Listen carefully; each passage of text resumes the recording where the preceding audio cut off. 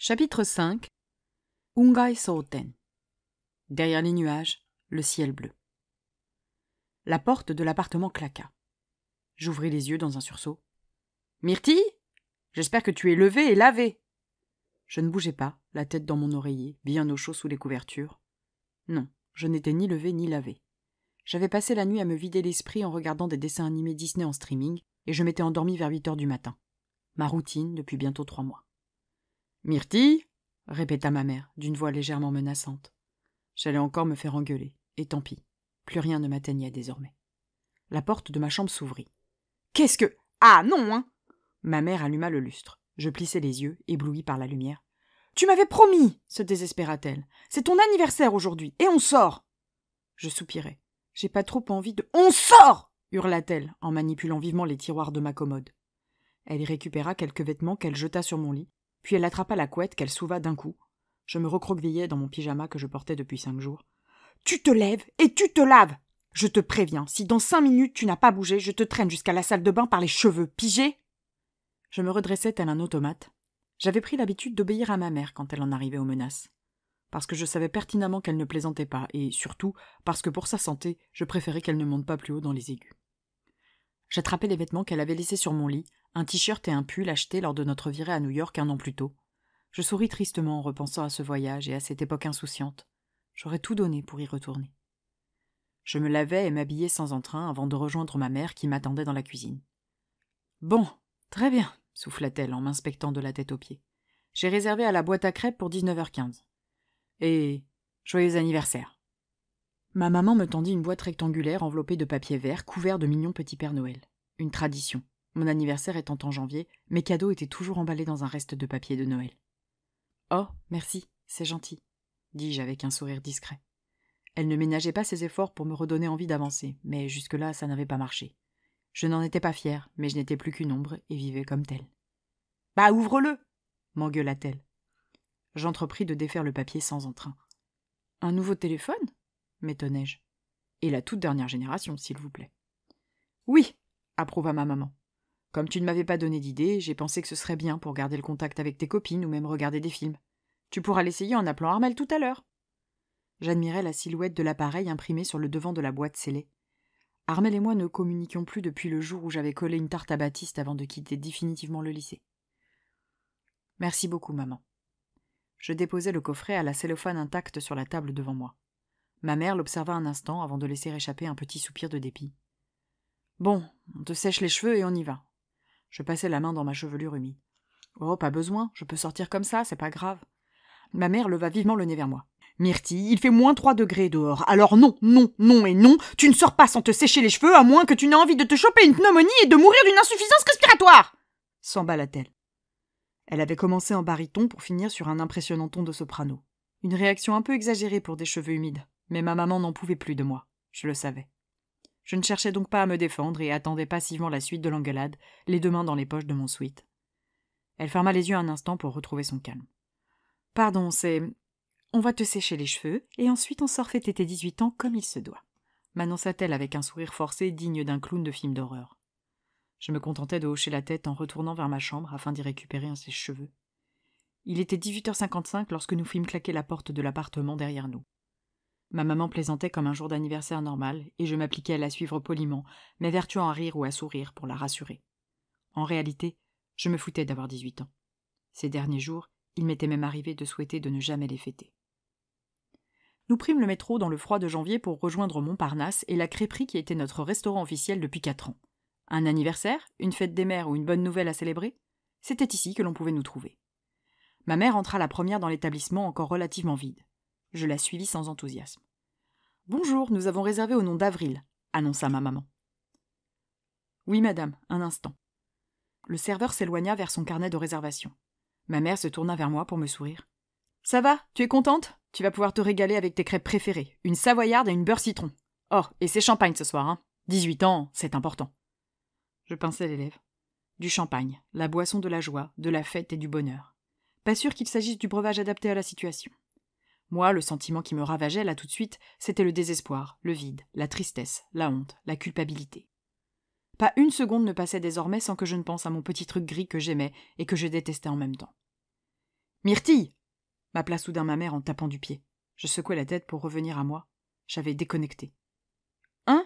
Oui, désolé. Quoi ? Ma mère et le serveur m'observaient, effarés. Tu pleures, me fit remarquer ma mère dans un souffle. Oh, pardon, c'est rien, la rassurai-je en m'essuyant rapidement la joue où une larme glissait. On va manger ? Elle soupira, les épaules basses. Oui, allons-y. Nous suivîmes le serveur jusqu'à une table située au fond de la salle. Je m'assis en face de ma mère qui s'empressa de commander du champagne en expliquant le motif de notre visite. Le serveur me souhaita donc un joyeux anniversaire avant de s'éloigner vers le bar. Alors, oh, ils ont ajouté de nouvelles recettes, non ? Se réjouit ma mère, les yeux rivés à la carte. Regarde, la Popeye aux épinards et la québécoise au sirop d'érable. Elle n'y était pas la dernière fois. Ma mère en faisait trop, et ça me fendait le cœur de devoir faire semblant. Peut-être, je ne me souviens plus, dis-je en me concentrant sur le menu. Je n'avais ni faim ni soif. Je n'avais envie de rien. Votre champagne, mesdames, annonça le serveur en déposant une flûte devant chacun de nos nez. Merci, lança joyeusement ma maman. J'attrapai mon verre en même temps que cette dernière. On trinque à tes 18 ans ? Suggéra-t-elle. Je te promets que cette 19e année sera bien meilleure que la 18e. Je l'observai un instant. Laisser cette année cauchemardesque derrière moi, j'étais pour. Mais pouvais-je sincèrement envisager un avenir meilleur quand je n'allais plus en cours ? Pas de bac, donc pas d'études supérieures. Avec un redoublement et un retour au lycée en septembre, difficile d'imaginer cette nouvelle année comme une réussite. Je n'arrivais déjà pas à me projeter la semaine prochaine, alors sur une année complète, mission impossible. Pourtant, je vins faire teinter mon verre contre celui de ma maman. Je n'y croyais pas, mais je ferais semblant pour elle. Je bus une gorgée de champagne, dans mon rôle. Le breuvage était sans saveur, comme tout ce que j'avalais depuis 4 mois. « Bon, commença ma mère, j'ai beaucoup réfléchi, et je pense qu'on pourrait profiter de cette entrée dans une nouvelle année pour repartir sur de bonnes bases. » Je lui jetai un regard craintif derrière ma flûte à moitié vide. Que signifiait repartir sur de bonnes bases ? Les bases de ma vie avaient explosé, il valait mieux miser sur un chantier pour tout reconstruire. « L'école, on oublie, poursuivit-elle. On verra ça en septembre quand je t'aurai trouvé un autre établissement. On a donc 8 mois devant nous. 8 mois, c'est long, et en même temps, c'est très peu. Tu as des idées sur ce que tu aimerais faire ? Je restais lèvres closes à la fixer par en dessous. Je n'en avais absolument aucune idée. Ouais, je m'y attendais, elle soupira. J'ai bien réfléchi, et on pourrait commencer par le permis. Tu as 18 ans, du temps libre, ce serait toujours ça de prix. Bon, ok, à Paris, ce n'est pas très utile, mais ça peut te servir à l'avenir. Oui, pourquoi pas, répondis-je. Aucune envie de me retrouver derrière un volant quand je n'avais déjà même pas envie de me retrouver derrière cette table ce soir. Rien ne presse, mais je suis passé par l'auto-école en bas de la rue, et ils ont l'air très gentils. Tu pourrais commencer par le code, tranquillement. Je ne dis rien. Je ne me voyais pas sortir et prendre le risque de tomber sur un camarade du lycée qui saurait. Ma mère sourit. Et j'ai pensé aussi à autre chose. Quoi donc ? M'enquis-je, très inquiète à présent. De nouvelles bases, passer le permis, je craignais la suite. Un voyage. J'écarquillai les yeux. Un voyage ? Où ça ? Où tu veux ! Répondit vivement ma mère, ravie de m'entendre enfin m'intéresser à une de ses propositions. Son enthousiasme me touchait, mais en réalité, j'ignorais où je souhaitais aller. Un endroit loin où personne ne me connaîtrait pour tout recommencer depuis le début, ça, ce serait génial. Tu avais beaucoup aimé New York. On peut s'y refaire une petite virée au mois d'avril, suggéra ma maman. Ou Londres ? On peut faire 2 belles semaines en Angleterre. Ça te plairait ? Je fis la moue. 2 semaines de bonheur pour retrouver ma vie horrible derrière. Bof. Ou alors on pourrait tenter le Canada ? Un de mes patients m'a dit que... J'abandonnai la conversation pour m'intéresser à la jeune femme qui poussait la porte du restaurant. Je fus prise d'une vague d'angoisse. Grande, brune, cheveux très longs, ce sac à main et ce manteau. Faustine ! C'est Faustine ! C'est la sœur de Baptiste ! Paniquai-je. Ma maman se tourna pour regarder derrière elle. Hein ? Qui ? La fille là-bas ? Oui, et elle est avec ses copines. Oh non, non, non, non. Il y avait la sœur de Mariama et celle de Liam, des élèves de l'autre classe de terminale que nous croisions parfois en cours de sport.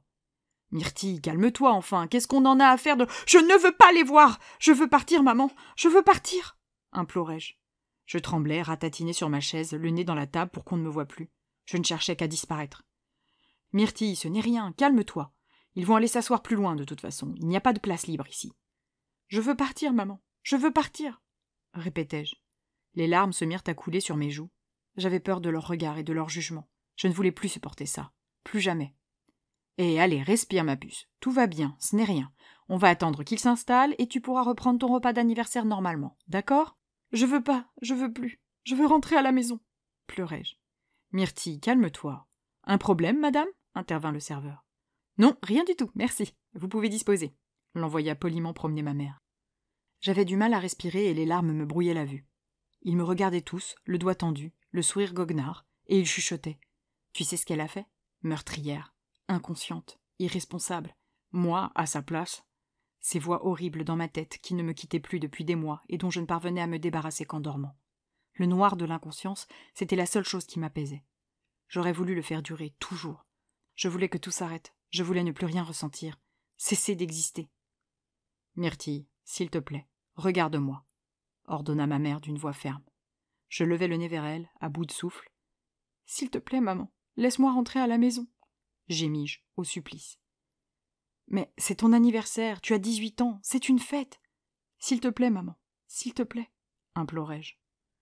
Je me balançais d'avant en arrière sur ma chaise pour m'empêcher de me lever et de partir. Myrtille, non, c'est... Elle s'arrêta là. Je continuais mes mouvements frénétiques, les poings tellement serrés que mes ongles m'entaillaient les paumes. J'avais tant envie de partir à ce moment-là. J'usais de toutes mes forces pour éviter de blesser ma mère. Cette dernière leva la main pour attirer l'attention du serveur. « Excusez-moi. »« Oui, madame. »« Je suis navrée, mais ma fille ne se sent pas bien. Pouvez-vous apporter l'addition ?»« Oh, bien sûr, je vous amène ça. » J'écoutais à peine, obsédé par la simple idée que le regard de la sœur de Baptiste soit posé sur moi en ce moment même. Peut-être plaisantait-elle sur mon compte avec ses copines? La meuf que son pauvre petit frère avait mise en cloque, la traînée du lycée. « Allez, Myrtille, remets ton manteau, on rentre. » Ma maman était debout près de moi et attendait pour m'aider à me dresser sur mes jambes. Je me tournai vers elle, les larmes coulant toujours abondamment sur mes joues. Elle m'adressa un sourire rassurant avant de m'attraper par le bras pour me donner de l'élan. Mes jambes tremblaient tellement qu'il me fallut quelques secondes pour me stabiliser. Elle m'aida ensuite à enfiler mon manteau, une manche, puis l'autre, et en referma les boutons. Je parcourais la salle des yeux à la recherche de la sœur de Baptiste, mais en vain. Elle et ses copines étaient introuvables, et c'était peut-être pire que si j'étais parvenue à les localiser. Sans les voir, mon cerveau s'emballait dans la production d'images terribles où, installée dans un angle de la salle, elle se gaussait de mon histoire. Je sortis du restaurant avec ma maman. Nous fîmes le chemin jusqu'à chez nous à pied, en silence. Tout ce que je souhaitais, c'était rentrer dormir.